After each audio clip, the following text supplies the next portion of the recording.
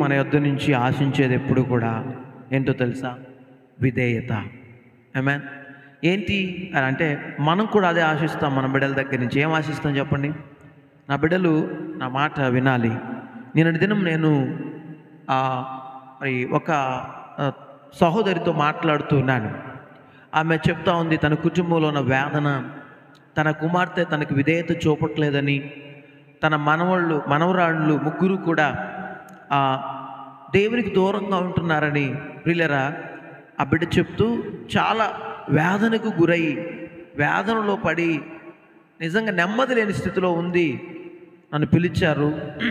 అయితే ఆమె కౌన్సిలింగ్ చేసి ప్రార్థన చేశాం. ఎందుకు నేను ఈ మాట చెప్తున్నానంటే, నీ కుటుంబమే, నీ బిడ్డలే నీ మాట వినలేనప్పుడు నీవెంతో వేదన పడతావు, ఎంతో శోధనకు గురవుతావు, గుండె బరువెక్కుతుంది నీకు. ఆ సహోదరి చెప్పినప్పుడు నేను విన్నాను, ఆమె గుండె బరువెక్కుతుందట.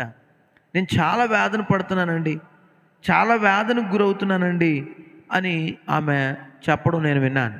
ప్రియమైన వారలారా, మరి నిన్ను నన్ను సృష్టించిన సృష్టికర్త ఆయనకు విధేయత చూపలేనట్లయితే ఆయన ఎంత వేదన పడతారు. మన బిడ్డలు, మన కుటుంబీకులు మన మాట వినలేదు అన్నప్పుడు మనం ఎంతో వేదన పడుతుంటాం కదా. అయితే తన బిడ్డలమైన మనము తన స్వాస్థాలతో ప్రభు మనల్ని తయారు చేశాడు కదా. అలా తయారు చేయబడిన మనము ప్రియులరా ఎలా ఉన్నాం?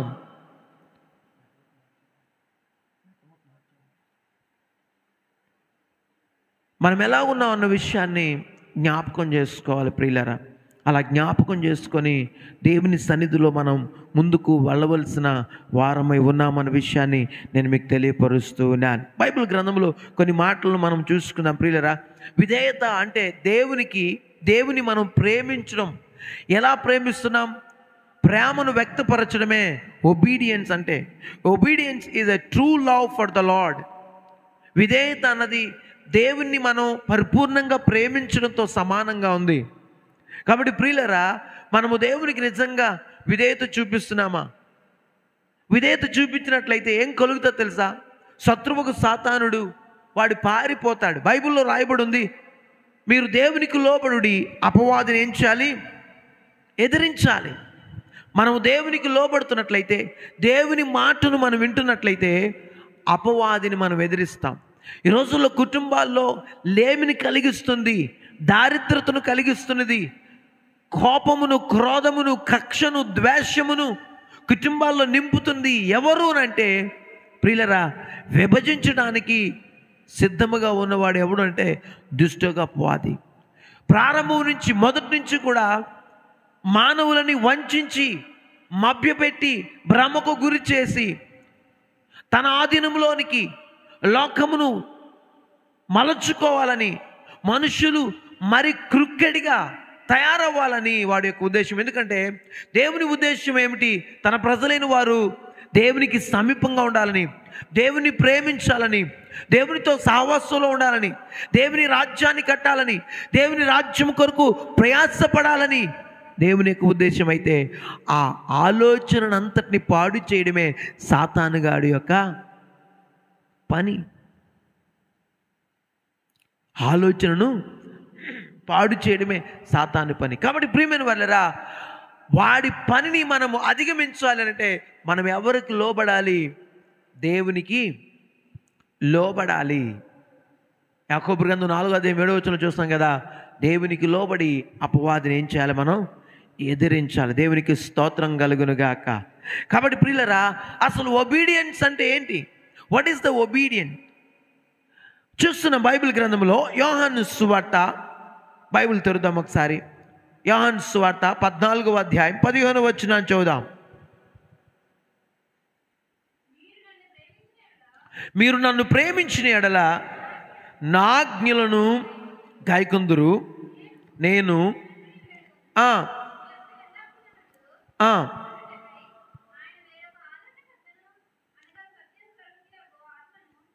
సరే, ఇక్కడ 15వ వచనంలో ప్రాముఖ్యంగా మనం చూస్తున్నాము, మీరు నన్ను ప్రేమించిన ఎడల నా ఆజ్ఞలను ఏం చేయుదురట? గైకొందురు. అంటే to obey to the commandments of God, దేవుని యొక్క ఆజ్ఞలను విధేయత చూపడము, దేవుణ్ణి ప్రేమించడం. Praise the lord.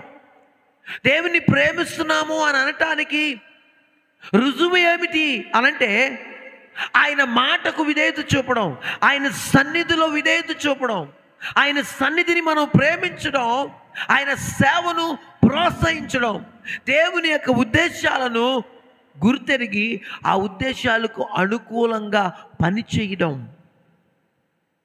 అదే విధేయత. మీకు మాట చెప్తున్నాను వినండి, దేవునికి విధేయతగా ఉన్న వారి పక్షాన దేవుడు ఎందాకైనా నిలవబడతాడు. He will fight. వారి పక్షమున, behalf of them he will fight. ఆయన వారి పక్షమున యుద్ధం చేస్తాడు. మనము దేవునికి విధేయతలుగా ఉన్నట్లయితే మనల్ని బట్టి దేవుడు సంతోషిస్తాడట. దేవునికి స్తోత్రం కలుగునుగాక. మీకు మాట చెప్తున్నాను వినండి, ఒకనాడు వాయుమండలంలో దుష్టుడుగా అపవాదుడు తిరుగుకుంటూ దేవునికి సమీపంగా వాడు వెళ్ళాడు. దేవునికి సమీపంగా వెళితే దేవుడు ఒక మాట అన్నాడు. ఏంటో తెలుసా? నా సేవకుడైన యోబుని గూర్చి నీవు ఎరిగి ఉన్నావా? అతడు యథార్థపరుడు, న్యాయవంతుడు. దాని అర్థం ఏంటో తెలుసా? దేవుని మాటను విధేయత చూపుతూ ఒబీడియంట్ పర్సన్, యథార్థత కలిగి విధేయత కలిగిన ఒక సేవకుడు. వారిని గురించి మీరు ఆలోచించారా? దేవునికి స్తోత్రం. యోబు ఎంత దేవుని మాటకు విధేయత చూపాడో ఆ విధేయతను గుర్తెరుగుతూ ఉన్నాడు. ఎవరు? దేవుడు గుర్తెరుగుతూ he feels himself as a proud. ఎలా ఫీల్ అవుతున్నాడు అంటే యోబును బట్టి దేవుడు హృదయంలో సంతోషిస్తా ఉన్నాడు. దేవునికి స్తోత్రం కలుగును గాక. Your obedience brings a great Joy to God. మన విధేయత దేవునికి గొప్ప సంతోషాన్ని తీసుకొని వస్తుంది. ఎందులో విధేయత ప్రాముఖ్యంగా అంటే, ప్రాముఖ్యంగా దేవునికి ఇష్టమైనది ఏంటంటే ఆయన చెప్పినది చెయ్యటానికి ఇష్టపడిన వారిని దేవునికి ఇష్టానుసారులుగా మార్చుకుంటాడు. హల్లెలూయా. నీవు నీ దేవుడిని యెహోవా మాట శ్రద్ధగా విని ఎడలా ఈ దీవెనలన్నీ నీకు సంభవించును. ప్రియులారా, మనము దేవుని ఆజ్ఞను తూచా తప్పకుండా మనం వెంబడిస్తున్నట్లయితే సర్వశక్తి కలిగిన దేవుడు ఏం చేస్తాడనగా మన యొక్క ప్రతి అవసరతలను ఆయన తీర్చక మానడు అన్న విషయాన్ని నేను మీకు తెలియపరుస్తున్నాను. దేవునికి స్తోత్రం కలుగునుగా. దేవుని ఆజ్ఞ ఏమిటి? వాగ్దానంతో కూడిన దేవుని ఆజ్ఞలో మొట్టమొదటిది ఎఫెసీయులకు రాసిన పత్రిక 6వ అధ్యాయము 1వ వచనం ఒకసారి చదవండి. వాగ్దానముతో కూడిన పిల్లలారా ప్రభువునందు, అందుకే పిల్లలను ఉండమని చెప్పాను కానీ వాళ్ళు పారిపోయారు. ఏమంటే సండే స్కూల్కి వెళ్ళిపోయారు. పిల్లలారా ప్రభువునందు విధేయులై, విధేయత అండి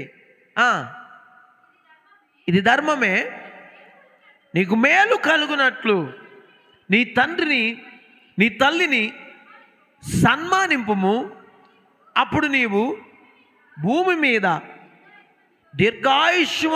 దీర్ఘాయువు కలగాలి అని అంటే దేవుని మాట వాగ్దానంతో కూడిన ఆజ్ఞను నీవేం చేయాలి? గుర్తించాలి. దేవునికి స్తోత్రం కలుగును గాక. హల్లెలూయా. కాబట్టి ప్రియమైన వాళ్ళరా, దేవుని యొక్క మాటను మనం గమనిస్తున్నాం. ఏమిటో తెలుసా? ఒబీడియంట్, విధేయత చూపితే కలిగే లాభాలు ఏంటో తెలుసా? You will have a peace of mind. ఈ లోకంలో నీవు ఎలాంటి మనస్సును కలిగి ఉంటావంటే సంతోషమైన జీవితాన్ని ఈ లోకంలో నీవు కలిగి ఉంటావు. దేవునికి స్తోత్రం కలుగును గాక. కాబట్టి ప్రియమైన వారా, అసలు ఈ అవిధేయత ఎప్పుడైతే మనుషుల్లో ప్రారంభమైందో అప్పటి నుంచే మోసం ప్రారంభమైంది, అప్పటి నుంచే దగా ప్రారంభమైంది, అప్పటి నుంచే పాపం ప్రారంభమైంది, అప్పటి నుంచే ఒకరిని ఒకరు నిందించడం ప్రారంభమైంది, ఒకరిని ఒకరు ద్వేషించడం ప్రారంభమైంది. ఎప్పుడు అనంటే ఆది కాండములో దేవుని మాటకు వ్యతిరేకముగా తీర్చబడిన ఆది దంపతులైన అవ్వ ఆదాము వారిరువురు దేవుని మాటకు అవిధేయత చూపినందున, విధేయత చూపనందున వాటి యొక్క ఫలాలన్నీ కూడా ఈ భూలోకములోనికి వచ్చేసాయి. అందుకే దేవుడు మనుష్యుని చూసి ఆయన ఏమనుకున్నాడో తెలుసా? నరుణ్ణి సృష్టించినందుకు తనలో తాను పశ్చాత్తాపపడ్డాడట, వేదన పడ్డాడట. కాబట్టి ప్రియమైన వారరా, దేవుని యొక్క పరిచర్యార్థమై మనం ఎలా బ్రతకాలి అని అంటే విధేయత కలిగి బ్రతకాలి. దేవునికి స్తోత్రం కలుగునుగాక. హల్లెలూయా. లోబడే విధానమును కలిగి ఉండాలి. ఒక యజమానుడికి 2 ఎద్దులు ఉన్నాయట. పూర్వం అందరూ కూడా ఆస్తి కలగాలి అని అంటే భూమి సేద్యపరచబడాలి. ఏం చేయబడాలి? భూమే సేద్యపరచబడాలి. ఇంట్లోనికి గింజలు రావాలి, ధాన్యములు రావాలి, అన్నీ రావాలి అని అంటే ఆ పంట ఏమవ్వాలి? పండాలి. ఆ పంట పండాలి అని అంటే ఆ భూమి ఏం చేయబడాలి? దున్నబడాలి. ఒక యజమానుడికి 2 ఎద్దులు ఉన్నాయి. ఆ ఎద్దులతో తనకున్న భూమిని అంతటిని కూడా సేద్యపరచటానికని ఏం చేశాడంటే ఆ ఎద్దుల్ని ఆయన కొన్నాడు. అందులో ఒక ఎద్దు ఎటువంటిది అని అంటే ప్రియులరా, యజమానుడు చెప్పినట్లు వినే ఎద్దు. యజమానుడు చెప్పుతున్నట్టు అంటే యజమానుడు కాడి పెట్టినట్టే ఆ కాడి కింద తల పెట్టి దున్నటానికి ఇష్టపడే ఎద్దు. ఇంకొక ఎద్దు ఏం చేస్తుందంటే అవసరాన్ని బట్టి నటిస్తూ ఉండేది, అవసరాన్ని బట్టి స్టెప్ వేస్తూ ఉండేది. గట్టిగా కొడితే కొంచెం దున్నేది కొంతసేపు, తర్వాత మరలా మెల్లకాళ్ళు వేసేస్తూ ఉండేది. రెండిట్లకి సమానంగానే మేత పెట్టేవాడు, రెండిట్లకి సమానంగానే నీళ్ళు ఇచ్చేవాడు. అందులో ఒకటి ప్రియులరా చక్కగా పని చేసేది, విధేయత చూపుతూ ఉండేది. 2 ఒకే పొలములో దున్నేవి, 2 ఒకే పొలములో ఉన్న ఆహారాన్ని తీసుకునేవి. కానీ ఒకటి అవిధేయతగా ఉంటూ ఉండేది. యజమానుడు చూచి ఈ మొరాయిస్తున్న ఎద్దుతో ఎంతకాలం నేను ముందుకు వెళ్తాను అని చెప్పి ఒకసారి ఆ కాడిని విప్పేసి రెండిట్లని తీసుకొని వచ్చి అక్కడ కట్టేసి ప్రియులరా ఏం చేశాడు తెలుసా?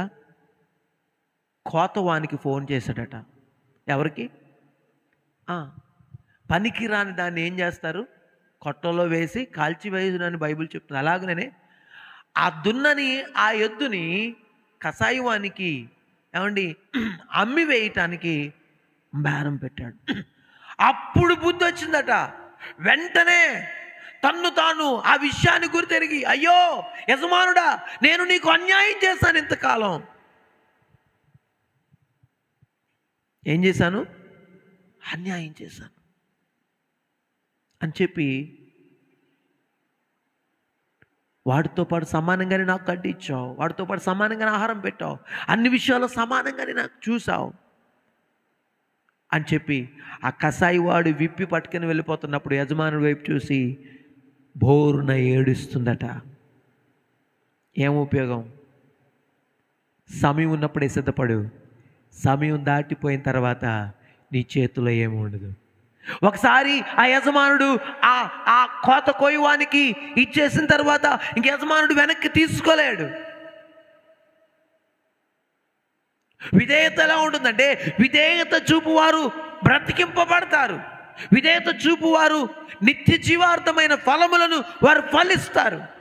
దేవునికి స్తోత్రం కలుగును గాక. హల్లెలూయా. టు నో హిస్ కమాండ్స్, ఆయన ఆజ్ఞలను ఏం చేయాలట? గైకొనాలి. ఎలా? కొలస్సీలకు రాసిన పత్రిక 3వ అధ్యాయం 18వ వచనం చదవండి. భార్యలారా, చదవండి త్వరగా. భార్యలారా, మీ భర్తలకు విధేయులై యుండుడి, ఇది ప్రభువును బట్టి యుక్తమైనదని. భర్తలారా, మీ భార్యలను ప్రేమించుడి, వారిని నిష్ఠూర పెట్టకుడి.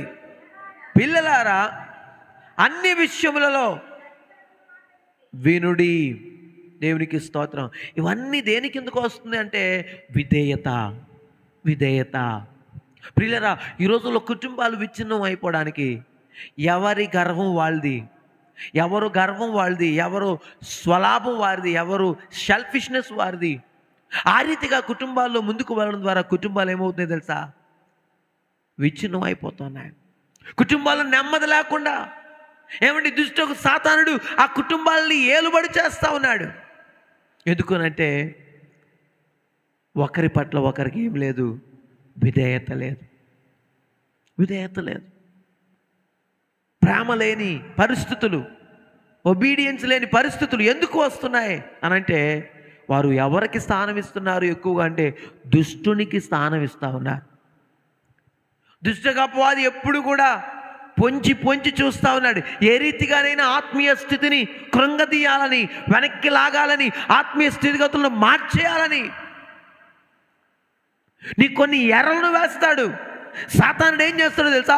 నీవు ఆత్మీయ పోరాటంలో పరిగెడుతూ ఉంటే నీ ఆత్మీయ పోరాటానికి అడ్డుగోడ వేయటానికి చాలా ఎర్రలు వేస్తూ ఉంటాడు. క్రైస్తవ జీవితం ఏంటో తెలుసా? పరిగెట్టే జీవితం. పరుగు పందెములో ఉన్నావు. ఏ పరుగు పందెంలో ఉన్నావు అంటే నిత్య జీవాన్ని చేరే పరుగులో ఉన్నావు. ఈ నిత్య జీవాన్ని చేరే పరుగులో దుష్టుడు అనేకమైన ఎర్రలను నీకు చూపిస్తాడు, అనేకమైన అవకాశాలు నీకు చూపిస్తాడు. వాటిని అన్నిటిని నువ్వేం చేయాలో తెలుసా? అధిగమించి పరిగెత్తాలి. అమ్మా వినాలి దేవుని మాటలు. అధిగమించి పరిగెత్తాలి. అలా అధిగమించి పరిగెత్తినప్పుడు మాత్రమే నువ్వేం చేస్తావనగా ఆ నిత్య జీవాన్ని పొందుకోగలుగుతావన్న విషయాన్ని నేను మీకు తెలియపరుస్తున్నాను. ఎలాంటి ఎర్రో తెలుసా? నీవెవరవో తెలుసా అంటాడు. నీ ఒకప్పుడు ఎలా ఉండేవాడువో తెలుసా? నీ స్థాయి ఏంటో తెలుసా? నీ ముందు జనములు ఎలా ఉండేవారో తెలుసా? లేకపోతే నీ గోత్రం ఏంటో తెలుసా? లేదు లేదు, ఈ లోకంలో ఇదిగో ఈ అబద్ధం ఆడితే ఇది దొరుకుతుంది, నీవు ఇలాగెళ్తే అది దొరుకుతుంది అని కొన్ని అవకాశాలు, నీవు తప్పుడు మార్గంలో వెళ్తే నీవు ఈ రీతిగా అభివృద్ధి చెందేస్తున్నావు అని అనేకమైన అవకాశాలు దుష్టుడు నీకు కల్పిస్తూ ఉంటాడు. జాగ్రత్త సుమా. విస్తారమైన ధనం ఉండి దేవునికి దూరంగా ఉంటే ఏమి లాభం? ఒకరోజు ఆ ధనమును, ఆ ఆస్తులను, సమస్తాన్ని విడిచి నీ దేహము మట్టిలో మట్టి అవడం యథార్థం. యథార్థం. నా ప్రియమైన సహోదరి సహోదరుడా, దేవుని వాక్యం తెలియపరుస్తుంది. దేవునికి విధేయత చూపు. నీ విధేయతను బట్టి, ఒకని విధేయత వల్ల ఏం చేయబడింది? సర్వలోకానికి రక్షణ వచ్చింది. ఎవరు ఆ విధేయత అంటే ప్రభు అయిన యేసుక్రీస్తు వారు. ఆయన ఈ లోకానికి వచ్చారు, ఆయన విధేయత చూపారు. విధేయత చూపి సర్వ మానవాళి కొరకు ఆ తన్ను తాను అప్పగించుకున్నాడు. అంత మాత్రమే కాదు ప్రియులరా, మనం చూస్తూ ఉన్నాం దేవుణ్ణి ప్రేమించేవారు విధేయత పరులుగా ఉంటారు. ఆయన ఆజ్ఞను ప్రేమిస్తారు.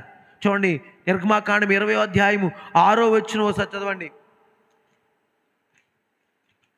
20వ అధ్యాయం 6వ వచనం. నన్ను ప్రేమించి నా ఆజ్ఞను గైకొను వారిని 1000 తరముల వరకు దేవుడు 1000 జనరేషన్స్ వరకు కూడా వారిని ఏం చేస్తాడట? ప్రేమిస్తాడట. ఆయన ప్రేమను వారి పట్ల చూపిస్తాడట. కాబట్టి ప్రియమైన వారిరా, ఆయన ఆజ్ఞను గైకొనే వారిగా ఈ భూలోకంలో మనం ఉండాలి. ఏంటి ఆయన ఆజ్ఞ? నూతన నిబంధనలో మనం చూస్తున్నట్లయితే ఆయన ఆజ్ఞ ఏమై ఉంది?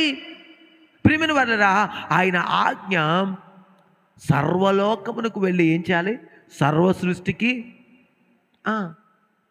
దేవుని నామంలో అనేకులను ప్రభు యొద్దకి నడిపించే రీతిగా ఉండాలి.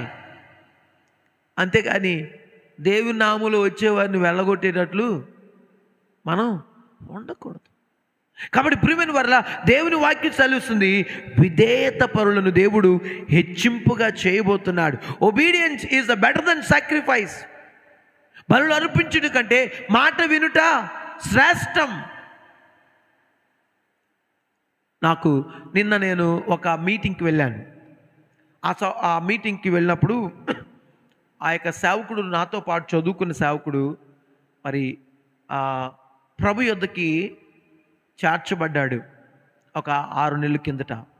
అయితే ఆ సేవకురాలు ప్రియులరా మరి చక్కగా సంఘాన్ని నడిపిస్తూ ఉంది, అద్భుతంగా నడిపిస్తుంది. సంఘం చాలా అద్భుతంగా నడిపించబడుతూ ఉంది. ఆయనతో పాటు చదువుకున్న కొంతమంది స్నేహితులు మరి ఆయన యొక్క చిన్న కూటం ఏర్పాటు చేశారు. పోయిన శనివారం వెళ్ళాను. ఆ సంఘం ప్రియులరా, ఆ సేవకుల వయసు నా మీద చాలా చిన్న వ్యక్తి, అయినా చాలా చిన్నవాడే. ఆ సేవకులను గురించి ఆ సంఘం ఎలా ప్రార్థిస్తుందంటే, మా ఆత్మీయ తల్లి, మా ఆత్మీయ తండ్రి, ఎంత విధేయత కలిగి. నేను అనుకున్నాను సేవకులు లేడు కదా, సంఘం ఏమవుతుంది అనుకుంటే, ఆ తర్వాత సంఘం ఇంకా ఎక్కువగా కనబడ్డారు. ఎంతో వేదనతో వారు ప్రార్థన చేస్తూ ఉన్నారు, కన్నీళ్లతో వారు ప్రార్థన చేస్తూ ఉన్నారు. వారిని చూసిన తర్వాత నా విశ్వాసం ఇంకా బలపరచబడింది. వారు చూడడానికి చిన్నవారుగానే ఉన్నారు. సేవకురాలు చాలా చిన్న ఆమె వయసు రీత్యా, కానీ 50 సంవత్సరాలలో 60 సంవత్సరాలలో కూడా మా ఆత్మీయ తల్లి, మా ఆత్మీయ తల్లికి మీరు జ్ఞాపకం చేసుకోండి ప్రభా, మా ఆత్మీయ తండ్రి నేర్పించిన విధానంలో మేము అడుగులు వేయాలి అని చెప్పి వారు ఎంతో విధేయతతో ప్రార్థన చేయడం నేను చూశాను. ప్రియులారా, అంటాను విధేయతతో ఉన్నవారిని దేవుడు నిశ్చయముగా హెచ్చింపక మానడు. ఇశ్రాయేలు ప్రజలు వారు ప్రయాణం చేస్తూ ఉన్నప్పుడు ప్రియులారా, వారు ఒక్కనొక పాయింట్న వాళ్ళకి ఏమనిపించింది తెలుసా? ఏముందిలే, ఇక్కడ తినడానికి ఏమీ లేదు, త్రాగడానికి ఏమీ లేదు అని చెప్పి సొనగడం మొదలుపెట్టారు, గొనగడం మొదలుపెట్టారు. ఎవరి మీద? మోషే మీద. అరవడం మొదలుపెట్టారు. ప్రియులారా, వారెవ్వరూ కూడా కానాను ప్రాంతం చేరలేకపోయారు. నీవు కూడా ఈ పరలోకపు యాత్రలో, ఈ లోక ప్రయాణములో జాగ్రత్త సుమా. విధేయత అన్నది ప్రాముఖ్యంగా నీ యొక్క జీవితంలో దేవుని యొక్క దీవెన పొందడానికి మొదటి మెట్టు లాంటిది. కాబట్టి నీ జీవితంలో గొప్ప మార్పులు రావాలి అని అంటే నువ్వు దేవునికి అన్ని విషయాల్లో విధేయత కలుగు. దేవుని పరిచర్య చేసే విషయంలో, దేవుని ప్రేమించే విషయంలో, వాక్యము చదివే విషయంలో, ప్రార్థన చేసే విషయంలో, కన్నీళ్లు కార్చి ఇతరుల కొరకు గోజాడే విషయంలో విధేయత కలిగి, దేవుని వాక్యం నీ కొరకు వస్తా ఉన్నప్పుడు దేవుని వాక్యము ఎదుట ఏం చూపించాలి? విధేయత చూపాలి. దేవునికి స్తోత్రం కలుగును గాక. హల్లెలూయా. అట్టి విధమైన మనస్సుని మనం కలిగి ముందుకు వెళ్ళాలి. అలాగైనట్లయితేనే దేవుడు మనల్ని ఏం చేస్తారో తెలుసా? నిశ్చయముగా దేవుడు బలపరుస్తాడు. మొదటి సమూయేలు రాసిన గ్రంథం 15వ అధ్యాయం 22వ వచనంలో మనం చూస్తూ ఉన్నాము, obedience is the better than sacrifice. Saul was commanded to obey what God said. దేవుడు చెప్పిన దానిని సౌలు విధేయత చూపాలని దేవుడు ఆజ్ఞాపిస్తే సౌలు ఏం చేశాడు తెలుసా? విధేయత చూపాడు. దేవుడు అన్నాడు పూర్తిగా నాశనం చేయంటే, ఈయన వెళ్ళాడు పూర్తిగా నాశనం చేశాడు. కానీ బలిసిన గొర్రెలను, బలిసిన పొట్టేళ్లను తెచ్చాడు. దేనికి తెచ్చాడు తెలుసా? బలి అర్పించడానికి అని చెప్పాడు. దేవుని కొరకండి ఇవి. చూడండి, partial obedience is equal to disobedience. మనము సగము విధేయత చూపినట్లయితే అది పూర్తి అవిధేయత కిందకే వస్తుంది. సౌలు సగం విధేయత చూపాడు, అన్నాడు లేదు అన్నీ నేను చేశాను అని. అవి మాత్రమే ఏంటి? అరుపులేంటి అనంటే అవి బలులు అర్పించడానికి తీసుకొని వచ్చాం. చూడండి, అక్కడ రాయబడి ఉంది 12వ వచనం 13వ వచనం చదవండి ఒకసారి. 11వ వచనం చదవండి. 15వ అధ్యాయం 11వ వచనం. మొదటి సమూయేలు రాసిన గ్రంథము 15వ అధ్యాయం 11వ వచనం. తర్వాత అతడు సౌలు వద్దకు రాగా సౌలు యెహోవా వలన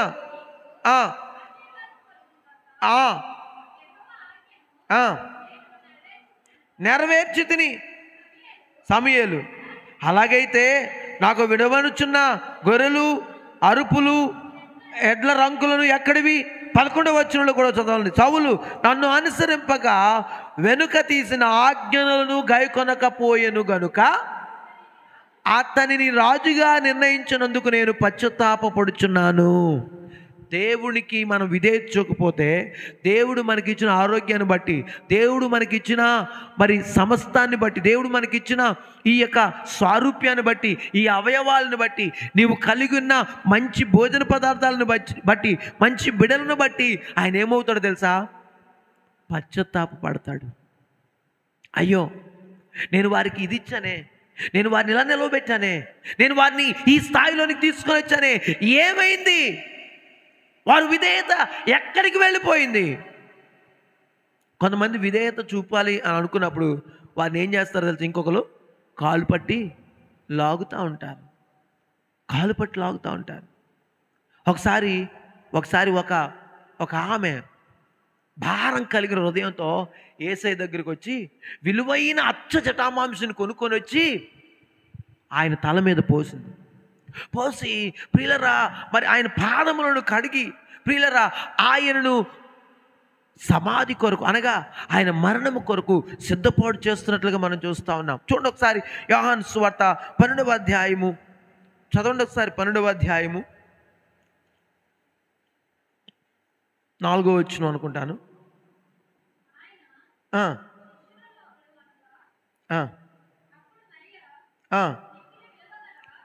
మిక్కిలి విలువ గల అచ్చ జటమాంసి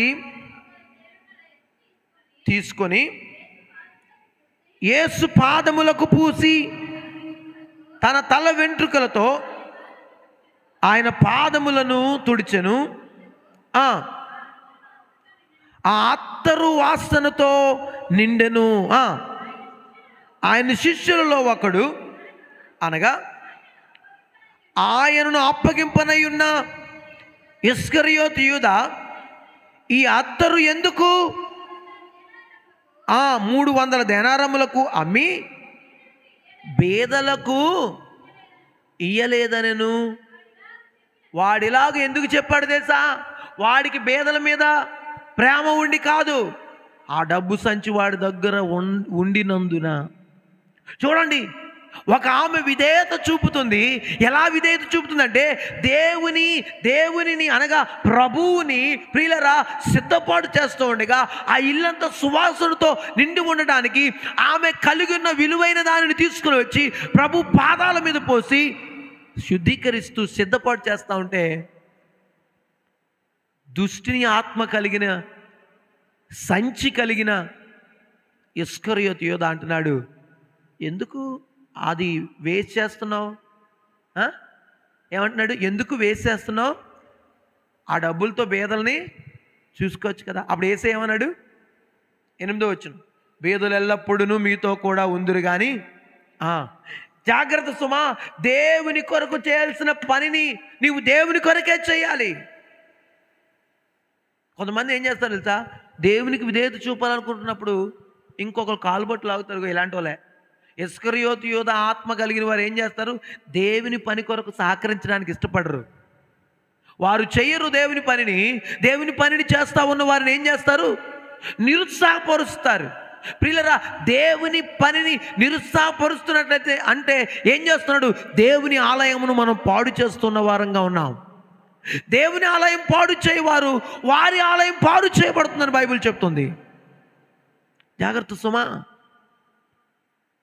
నేను అంటున్నాను కదా, ఈ మధ్యకాలంలో ఇటువంటి మాటలు మనం వింటూ ఉన్నాం. దేవుని సేవను ప్రోత్సహించలేని పరిస్థితుల్లోనికి వెళ్ళిపోతున్న జనంగాని మనం చూస్తూ ఉన్నాం. ప్రియమైన వారరా, విధేయత. సౌలు ఏం చేశాడు తెలుసా? పార్షియల్గా విధేయత చూపాడు. దేవుడు ఇచ్చిన రాజ్యాన్ని కోల్పోయాడు. దేవుడు తన దగ్గర ఉన్న రాజ్యాన్ని తీసేశాడు. దేవునికి స్తోత్రం కలుగునుగాక. హల్లెలూయా. దేవుని వాక్యం చెప్తుంది చూడండి, ఆ 22వ వచనంలో, మొదటి సమూయేలు గ్రంథము 15వ అధ్యాయము 22వ వచనంలో మనం చూస్తున్నాం కదా. చూడండి, మాట వినుటను బట్టి దేవుడట సంతోషిస్తాడట. 22వ వచనం ఆ కింద భాగంలో చూస్తా ఉన్నాము. అందుకు సమూయేలు తాను సెలవిచ్చిన ఆజ్ఞను ఒకడు గైకొనుట వలన యెహోవా సంతోషించినట్లు. అంటే అర్థం ఏంటి? ఒకరు దేవుడు చెప్పిన మాట వింటే ఆయన ఏం చేస్తాడట? సంతోషిస్తాడట. దేవునికి స్తోత్రం కలుగునుగాక. అంటే ఆయన మాటను, ఆయన ఆలోచనను, ఆయన ఉద్దేశాన్ని ఈ భూమి మీద మనం నెరవేర్చడానికి ఇష్టపడుతూ ఉంటే మనల్ని బట్టి దేవుడు ఏం చేస్తాడు? సంతోషిస్తాడు. Praise the lord. నేను అంటాను కదా, నీ బిడ్డలు నీ మాట విన్నప్పుడు నువ్వెంత సంతోషిస్తావు? నీ కుటుంబము నీ మాట వింటూ నడుస్తున్నప్పుడు నువ్వెంత ఆనందిస్తావు? చాలా ఆనందిస్తాం, చాలా సంతోషిస్తాం. ప్రియమైన వారులారా, ఆ రీతిగానే దేవుని వాక్యం సెలవిస్తుంది కదా, దేవుని ఆజ్ఞను విన్న వారిని బట్టి దేవుడు సంతోషిస్తాడట. బలులు అర్పించడం కంటే, ఆచారాలతో కూడిన భక్తి చేయడం కంటే, ఏమండి అలవాటుతో కూడిన భక్తి చేయడం కంటే, దేవుని మాటను తూచా తప్పకుండా పాటించే వారి విషయంలో దేవుడు సంతోషిస్తూ ఉంటాడు. విధేయత అంటే ఏంటి? దేవుడు అన్నాడు, నీవు ఈ లోకముతో ఏం చేయకూడదు? సాంగత్యంలో ఉండకూడదు. లోక స్నేహము దేవుని దృష్టికి ఏమిటంట? వైరవంగా ఉంది, విరోధంగా ఉంది. విధేయత, పరిపూర్ణంగా దేవునికి విధేయత చూపవలసిన వారమే ఉన్నాం. దేవునికి స్తోత్రం కలుగునుగాక. హల్లెలూయా. సౌలు, ప్రియమైన వారరా, సౌలును బట్టి దేవుడు ఏమయ్యాడో తెలుసా? చాలా రిగ్రెట్ అయినట్లుగా మనం చూస్తూ ఉన్నాం. అంత మాత్రం కాదు, మనకి రావాల్సిన ఆశీర్వాదాలను మనం కోల్పోతాం. సౌలు మీద దేవుని యొక్క ఆశీర్వాదాలు ప్రియమైన వారరా మెల్లమెల్లగా కోల్పోవడం మొదలుపెట్టాడు, ఓడిపోవడం మొదలుపెట్టాడు, దేవుని శాపానికి గురి కావడం మొదలుపెట్టాడు. అవిధేయత శాపాన్ని తీసుకొని వస్తుంది. విధేయత దేవుని దీవెనను మన ఇంట, మన తలుపుని తట్టేటట్లుగా చేస్తూ ఉంది అన్న విషయాన్ని నేను మీకు తెలియపరుస్తున్నాను. యోనా అవిధేయత చూపి పారిపోతే ఎక్కడికి వెళ్ళాడు? చాప కడుపులోకి వెళ్ళాడు. ఎక్కడికి వెళ్ళాడు? కాబట్టి ప్రియమైన వారరా, మనం విధేయత చూపినట్లయితే దేవుని దీవెన. డిట్రోనమీ చూడండి, ద్వితీయోపదేశ కాండమును ఒకసారి మనం చూద్దాం. ద్వితీయోపదేశ కాండము 28వ అధ్యాయానికి ఒకసారి బైబిల్ తెరుద్దాం. 28వ అధ్యాయము 8వ వచనం చదవండి.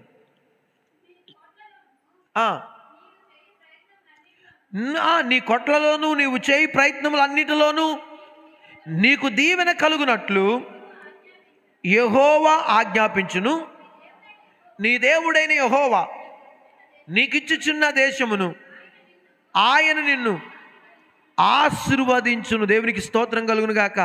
నీ కొట్లలోనూ నీవు చేయి ప్రయత్నములన్నిటిలోనూ నీకు దీవెన కలుగునట్లు యెహోవా ఆజ్ఞాపించును.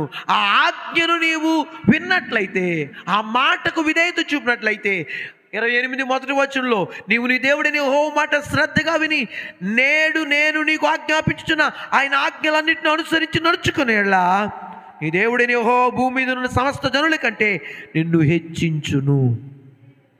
Praise the Lord. హల్లెలూయా. ప్రియమైన దేవుని సంగమా, దేవునికి విధేయత చూపేవారిగా ఉండాలి.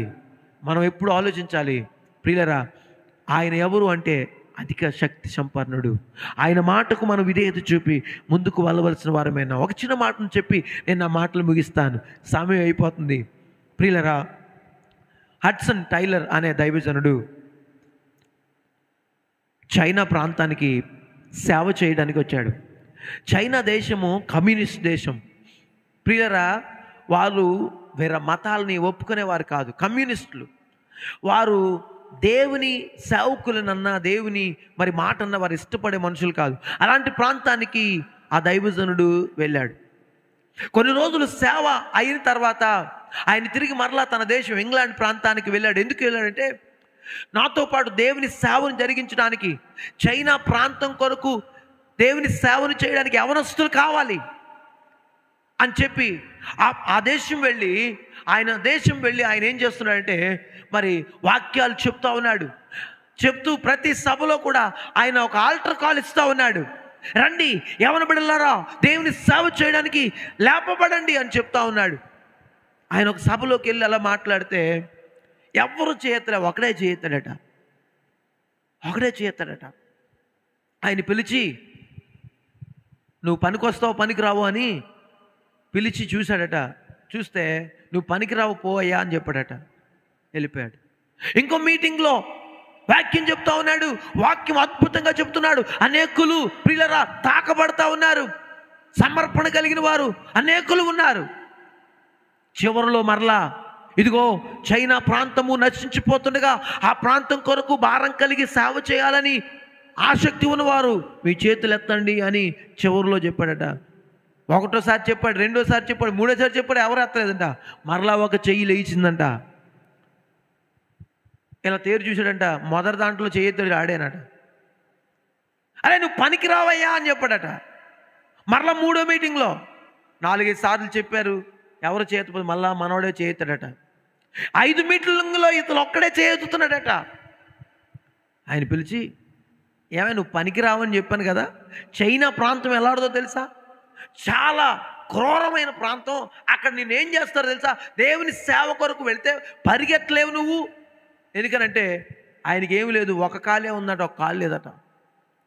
నువ్వు పరిగెత్తలేవు, నువ్వు పారిపోలేవు, నువ్వు దేనికి పనికిరావు అని అంటే ఆయన అన్నాడట, సార్ ఇంగ్లాండ్ ప్రాంతం నుండి కొన్ని వేల మైళ్ళు దూరం చైనాకి దేవుడు తీసుకెళ్ళేది పారిపోయి పోవడానికి కాదు సార్, అక్కడ పడి ప్రభు కొరకు చనిపోవడానికి సార్ అని చెప్పాడట.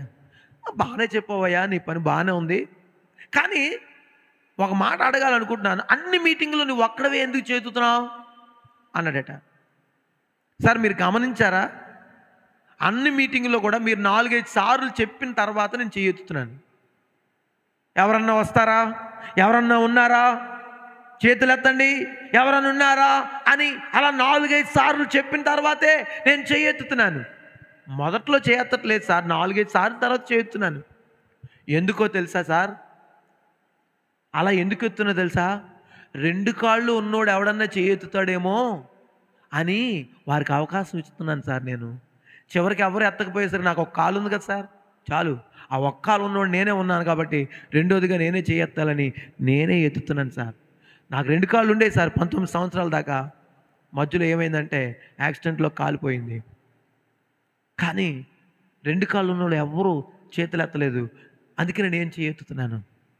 దేవుడు నీకు అన్నీ ఇచ్చాడు, తినడానికి ఆహారాన్ని ఇస్తున్నాడు, ఏదో రీతిగా దేవుడు నీ అవసరాలను తీరుస్తూ ఉన్నాడు. దేవుడు నీకు అన్ని అవయవాల్ని చక్కగా ఇచ్చాడు. నీవు దేవుని కొరకు ఏమి విధేయత చూపిస్తూ ఉన్నావు? దేవుడు నీకు సమయానికి ధనాన్ని నీ అకౌంట్లో అనుగ్రహిస్తూ ఉన్నాడు, సమయానికి నీ చేతిలో డబ్బులు నీకు ఇస్తూ ఉన్నాడు. సమస్తాన్ని దేవుడు సమయానుకూలంగా ఇస్తూ ఉంటే నీవు ఎలా వాడబడుతున్నావు దేవుని కొరకు విధేయత కలిగి ఒక పాట పాడగలుగుతున్నావా, ఒక ప్రార్థన చేయగలుగుతున్నావా, ఒకసారి కన్నీళ్లు కార్చి దేవుని సేవార్థమై మొర్ర పెట్టగలుగుతున్నావా, నీ క్షేమం కొరకు నీ కుటుంబం కొరకు ఒక్కసారైనా ఏడుస్తున్నావు నువ్వు? దేవుడిచ్చిన ఆహారాన్ని తిని సమృద్ధిగా నిద్రపోతున్నావా? ఆ వ్యక్తే ప్రియమైన వారరా జార్జ్ స్టాట్.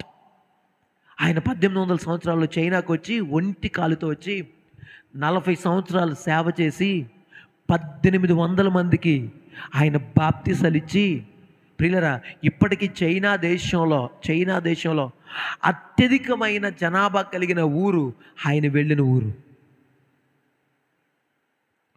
ఒక ఒంటి కాలోడు అంతగా దేవుని నామం కొరకు ప్రభావితం చేయగలిగితే ఒకని విధేయత, ఒక్కడు విధేయత, యేసు ఒక్కడే ఆయన విధేయత చూపాడు. ఫిలిప్పీయులకు రాసిన పత్రిక 2వ అధ్యాయంలో మనం చూస్తాం 5, 6, 7 వచనాల్లో ఆయన పరలోకమును విడిచి ఈ భూలోకానికి దిగి వచ్చి ఇదిగో ఆయన విధేయత చూపి ఉన్నాడు కనుక ఈ లోకానికి రక్షణ వచ్చింది. ఈ మధ్యాహ్నం నీవు ప్రభు సేవార్థమై నీవు విధేయత చూపించుకుంటావా? ప్రియులారా చిన్న చిన్న విషయాల్లో, చిన్న చిన్న వాటిలో నీవు దేవుని నుండి దేవుని కోపానికి గురవుతున్నావేమో జాగ్రత్త. ప్రియమైన వారరా నేను అంటున్నాను కదా, నీవు లోబడితే దేవుని మహిమ మన జీవితాల ద్వారా మనం చూస్తాం. ఇంకో మాట నేను చివరిగా చెప్పి ముందుకు వెళ్తాను. మరియా లోబడింది. లోబడడం ద్వారా ప్రభు తన గర్భంలో నుంచి రావడం ద్వారా ఆమె ఏం చేయబడింది తెలుసా? అనేకుల మధ్యలో హెచ్చింపబడింది.